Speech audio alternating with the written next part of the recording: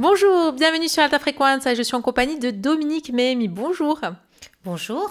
Donc vous êtes écrivain et vous venez nous présenter donc cet ouvrage, ce roman, Le voyage en fanfare, aux éditions Materia Script. On va en parler un petit peu plus dans cette émission parce que ça fait, on peut dire, écho à un fait historique, qui est donc cette histoire des Ajacciens qui sont partis en Centrafrique voir donc l'empereur Bokassa. Oui, en fait, ils ont été invités au Sacre de Bokassa. Toute la fanfare d'Ajaccio a été invitée au Sacre de Bokassa, qui a eu lieu en décembre 77. Ils n'ont pas pu s'y rendre en décembre 77 parce que le maire devait recevoir Raymond Barre, qui était le Premier ministre de l'époque.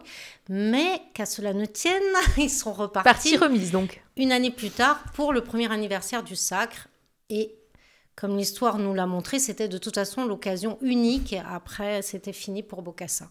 Alors, ce qui est assez étonnant, c'est que finalement, ils ont été invités parce qu'il y avait une espèce de fantasme de Bokassa autour de Napoléon Ier. Voilà, il y avait une fascination de Bokassa pour Napoléon Ier. Vraiment une grande fascination. Il était une sorte de réincarnation de Napoléon Ier, donc de l'empereur. Il s'est fait sacrer de la même façon que Napoléon.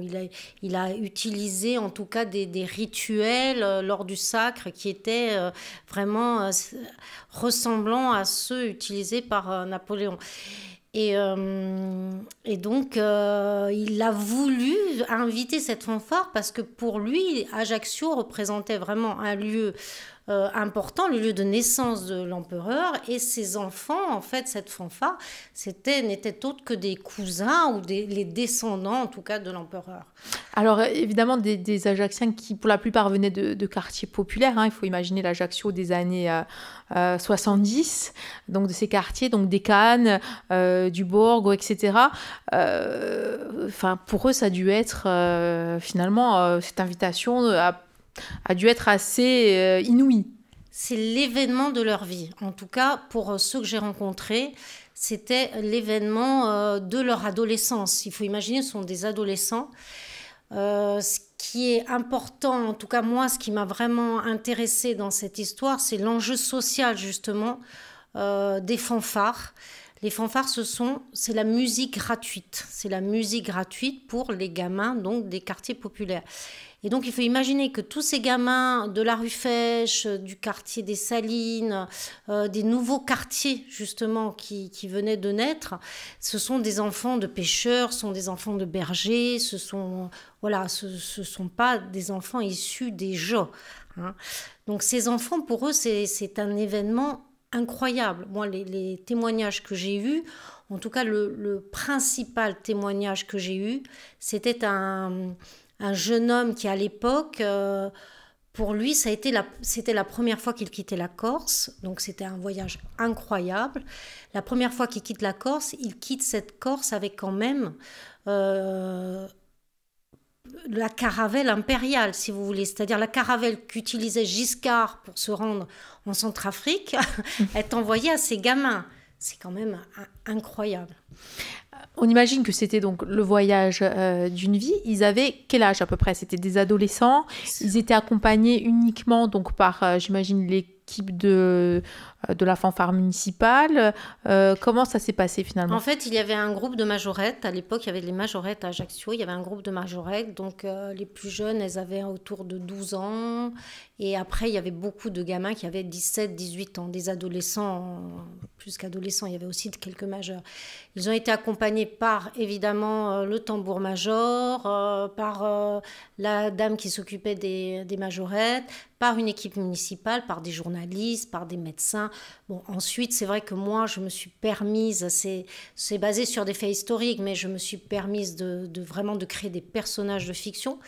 Et donc, j'ai inventé aussi d'autres personnages qui sont venus compléter cette fanfare. Alors, on parle de ce roman, Le voyage en fanfare, aux éditions Materia Script, qui fait bien évidemment référence à une visite historique, puisqu'il s'agit en 1978 de la visite de la fanfare d'Ajaccio en Centrafrique, auprès évidemment de l'empereur Bokassa. Donc, qu'est-ce qui vous a donné finalement l'idée de traiter de ce sujet qui, on peut le dire, est resté chez nous quand même dans les mémoires collectives, puisque pour des gens qui ont des parents un petit peu de cette génération, on en a entendu parler. Oui.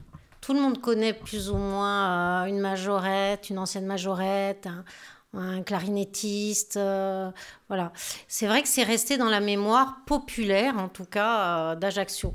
Et c'était ça qui m'intéressait, c'était cette question populaire, en fait, de la mémoire. C'était vraiment, je voulais vraiment axer mon roman sur ce petit peuple d'Ajaccio. Voilà. Contrairement, parce que je trouvais que souvent dans les romans, je trouvais qu'on traitait, les romans sur la Corse, on traitait beaucoup de sales histoires, de sales types beaucoup de sujets sur la violence notamment. Elle existe, on ne peut pas la nier, mais il n'y a pas que ça. La Corse, ce n'est pas que de la violence. Il y a des tas de gens qui vivent, qui vivent heureux en Corse, qui n'ont pas nécessairement, de près ou de loin, eu affaire à la violence. Et la violence, d'autant que la violence, j'aurais pu tout à fait... c'est un sujet que j'aurais pu vraiment traiter, puisqu'il y avait une proximité familiale, mais c'est pas du tout ce qui m'intéressait, c'était vraiment axer mon roman sur ce petit peuple, sur tous ces gens des quartiers populaires, ces gens modestes de la Corse. Et il y avait vraiment, c'était extraordinaire, c'est-à-dire de tomber sur un fait historique aussi important pour la Centrafrique et aussi important pour la Corse. Pour moi, c'était l'occasion rêvée, en tout cas pour mêler ce petit peuple à la grande histoire. Et pourtant, c'est pas non plus quand même une histoire facile, parce qu'on le sait, le règne de Bokassa n'a pas été exempt de scandales qui ont marqué aussi fortement la mémoire populaire. Donc justement, comment traiter de ce sujet sans être trop léger, sans mettre donc cette dose de légèreté, en tenant en compte finalement aussi de cette histoire qui est une histoire assez sanglante aussi. Alors, le personnage principal du roman, ce n'est pas Bokassa. Évidemment, Bokassa la Centrafrique est un décor aussi au roman. La Centrafrique est importante, mais le roman n'est pas axé sur le règne de Bokassa. Maintenant, souvent, on a une vision française de Bokassa, c'est-à-dire que ce qu'on raconte de Bokassa, c'est toujours d'un point de vue français. Ce qui m'a intéressé moi dans ce personnage, c'était d'essayer de le comprendre sans a priori, voilà, sans a priori, sans ce qu'en avaient dit les journalistes, ce qu'en avait fait la presse, une sorte de monstre, d'ogre, voilà. Et j'ai voulu un peu en savoir plus sur ce personnage. Il y a quelque chose qui est très étonnant chez lui, c'est qu'il est quand même issu d'un père résistant, qui a résisté aux Français, qui est mort pour s'être battu contre les colonies forestières françaises, qui est mort tué par les Français. Sa maman est décédée une semaine plus tard, elle s'est suicidée. Et ce garçon, logiquement, il aurait dû haïr la France. Et étrangement, il a été un grand soldat, il a vraiment eu des actes de bravoure, il a été médaillé maintes fois. Et vraiment, c'est un personnage très complexe. Et en Centrafrique, les gens le regrettent.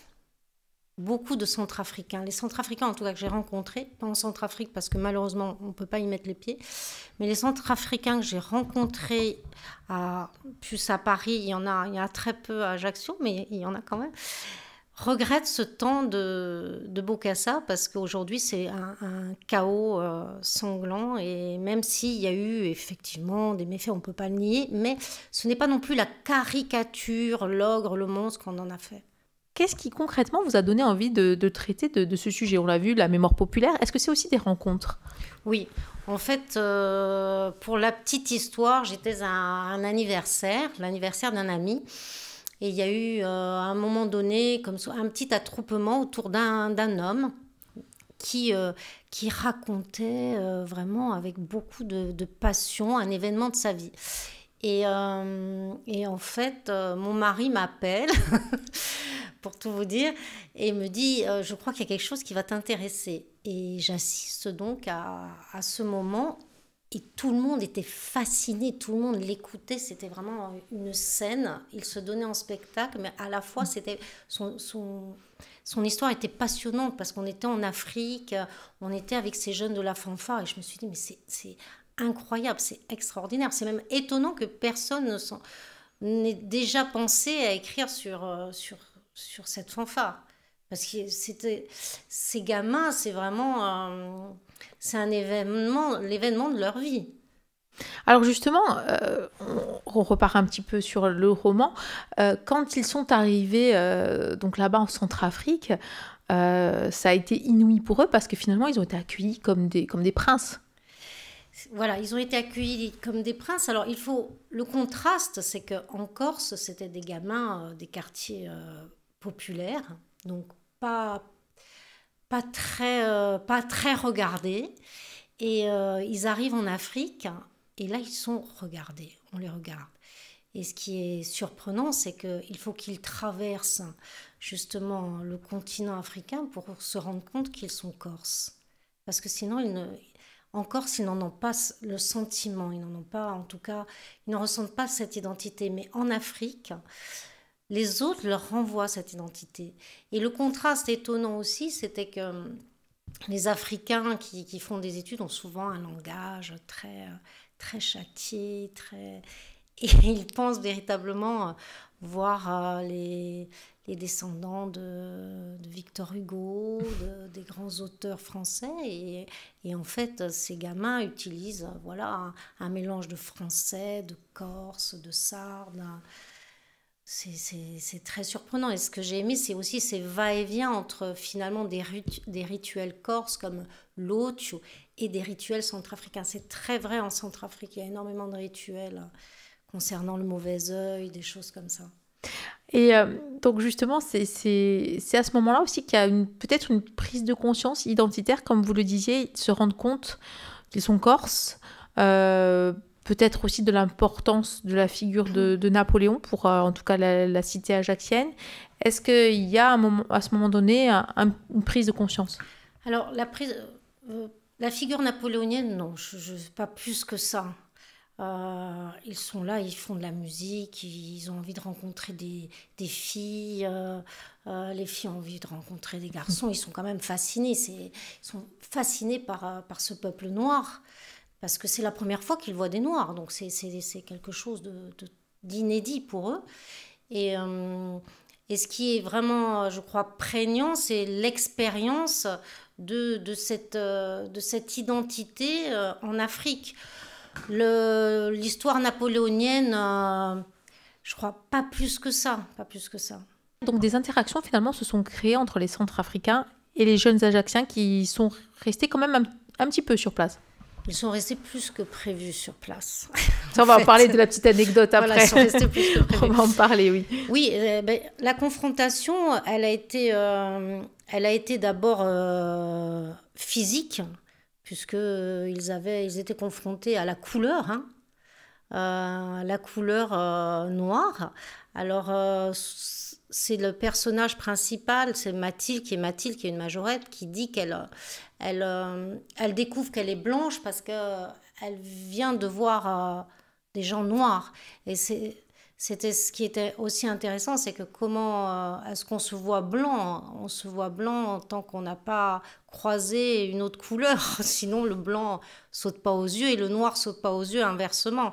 Et c'était pour eux, c'était à la fois cette identité physique qui était une découverte et cette identité aussi, comme je vous disais, de Corse en Afrique. Ils sont restés donc plus longtemps que prévu. Et ils sont rentrés de façon un petit peu... Enfin, il y avait quand même quelques inquiétudes justement sur le retard pour rentrer. Il y a eu beaucoup d'inquiétudes. À Ajaccio. Voilà. En fait, le départ prévu n'a pas eu lieu parce que la caravelle... Alors, il y a eu X, c'est une véritable fiction, ça aussi. Il y a eu plusieurs hypothèses. Soit l'épouse de Bokassa était partie à Tripoli avec la caravelle pour faire des courses. En fait, la caravelle était sous scellée. Ça allait déjà très très mal pour Bokassa. La chute était en marche. Et donc, ils ont dû faire intervenir Paris. Il y a eu des discussions. Les parents étaient très inquiets à Ajaccio parce qu'ils pensaient que leur gamin n'allait plus rentrer. Sur place aussi, il y a eu des inquiétudes parce qu'ils étaient vraiment...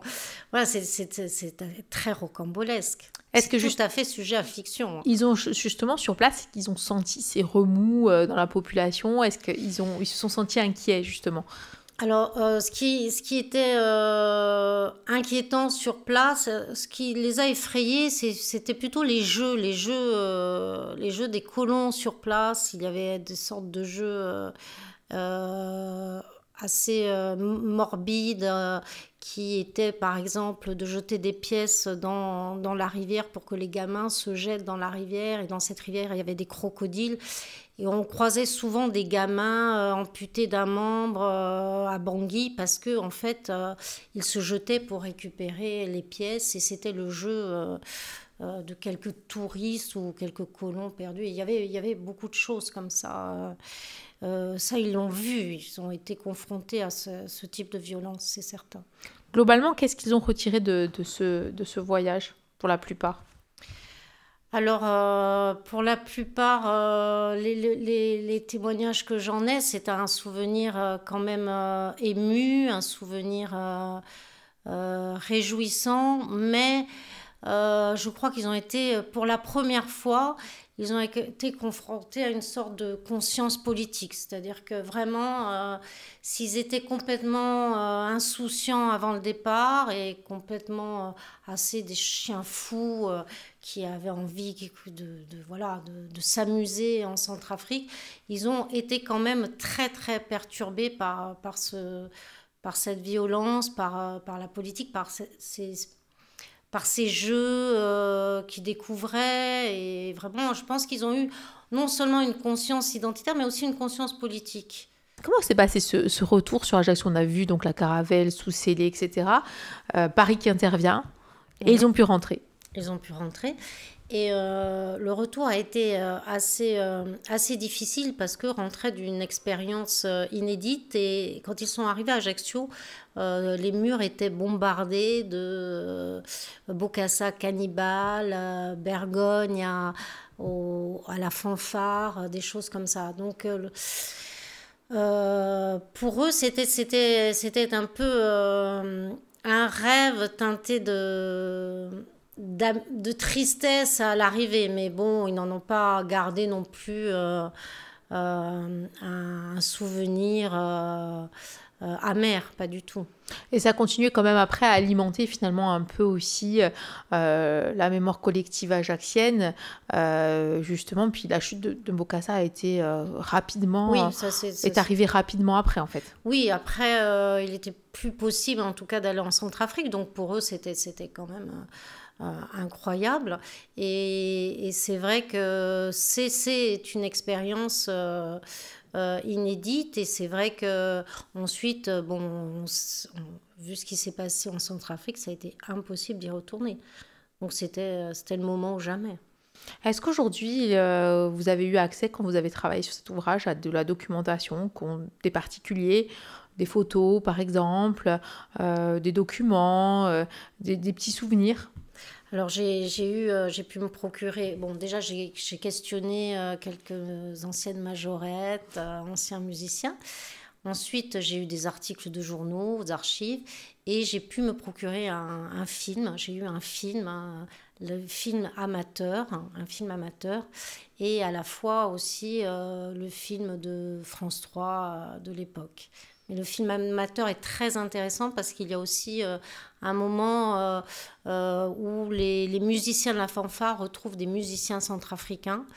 Et là, il y a une sorte de communion qui se fait autour de la musique. Et c'était très, très important pour moi parce que au-delà de la couleur, au-delà des enjeux sociaux, il y avait l'art, il y avait la musique qui finalement permettait à ces gens de se rencontrer. Est-ce que, je pense que c'est difficile de le savoir, mais est-ce que peut-être aujourd'hui en Centrafrique, il y a des gens qui vont peut-être garder le souvenir de ce passage de la fanfare ajaxienne? Alors oui, il y a certainement des gens, puisque j'ai fait une présentation à Paris. Le petit-fils de Bokassa devait venir hein, parce il avait souvenir de cette fanfare qu'il avait vue donc défiler pour l'anniversaire du Sacre. Euh, Cet ouvrage, finalement, vous a permis aussi d'entrer un petit peu dans cette mémoire collective ajaxienne. Ça fait partie de ces histoires, finalement, qui font aussi cette identité. Oui, oui, et ce que je vous disais en début de semaine, c'est que effectivement, c'est une identité qui est souvent tue, cette identité finalement qui est une identité artistique, une identité musicale, une identité joyeuse aussi, même si en Centrafrique il y a eu des moments difficiles, c'est quand même une identité joyeuse de gens qui ont formé un groupe, qui sont partis, qui ont rencontré d'autres musiciens. C'était pour moi très important. Merci beaucoup Dominique Mémy d'avoir passé cette semaine en notre compagnie pour ce roman Le voyage en fanfare aux éditions Materia Script. Bien évidemment, merci. Et puis, vous pouvez retrouver l'ensemble des émissions sur le www.alta-frequenza.corsica. Au revoir. Merci, au revoir.